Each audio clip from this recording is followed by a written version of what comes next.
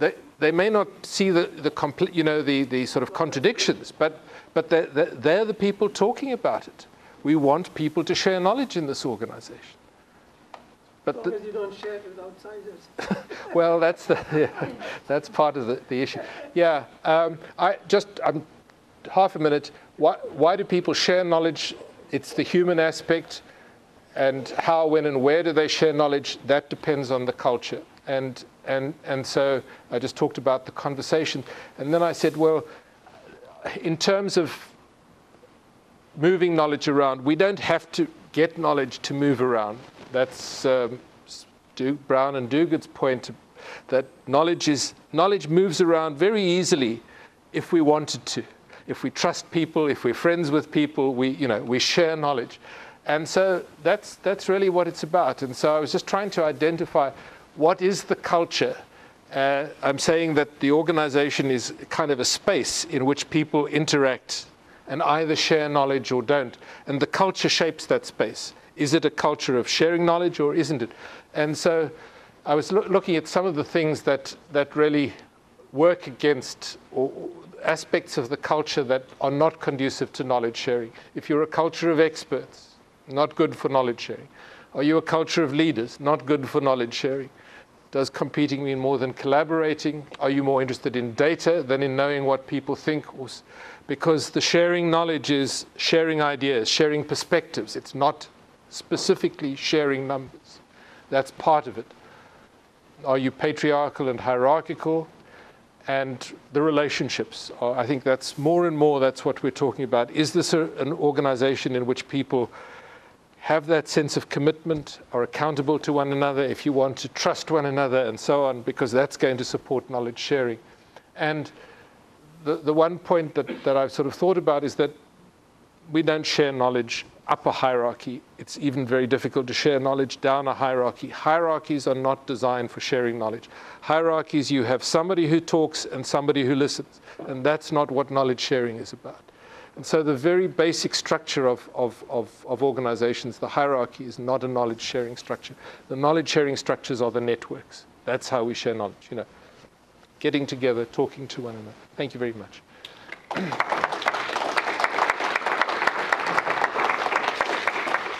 you very much. Thanks, Doug. Any other questions? Yeah. I'm sorry. That's your student back here. I know, I recognize it. You kind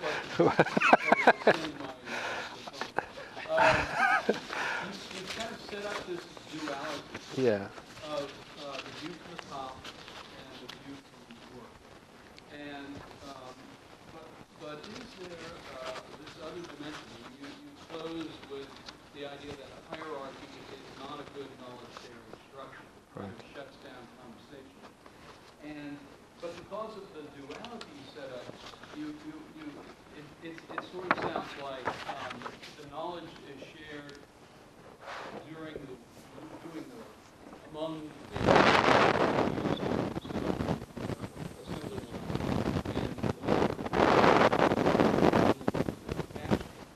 But I think there's a lot to be gained by management in extending this open view of knowledge sharing to management, and I think about the enormous benefits to be gained and enormous dangers to be avoided by opening by opening the conversation to greater possibilities. I mean, Xerox, the many examples of decision-making processes that have gone awry as a result of shutting down conversation or tunnel vision, groupthink, and so many corporate disasters and strategic blunders. So, I mean, I think you do have this. We have a real thread here of conversation about metrics, but we also have an enormous amount of possibility, value that can be added by opening the conversation. and the view from work, or the view, what I also call the view from practice, because that's our practice is how we get things done. I see them as very incompatible views of how things work. The one is a very abstract view, the view from the top. It's an abstract structure. It's numbers that are disconnected from the actual processes themselves. You know, give us the numbers and we'll make the decisions. And the other is very much more a social view, a relational view. It's a knowledge sharing view, the view from practice of people coming together and, you know, getting things done. So I see them as two very different views, but your point is well taken. I mean, I think that in a knowledge sharing environment, we do not separate. And I don't know whether this sounds heretical to you, but we don't separate management from employees. I mean, that to me is a hangover of the factory system.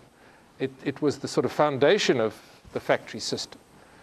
And where does the managing come from? Now, I'm not talking about the sort of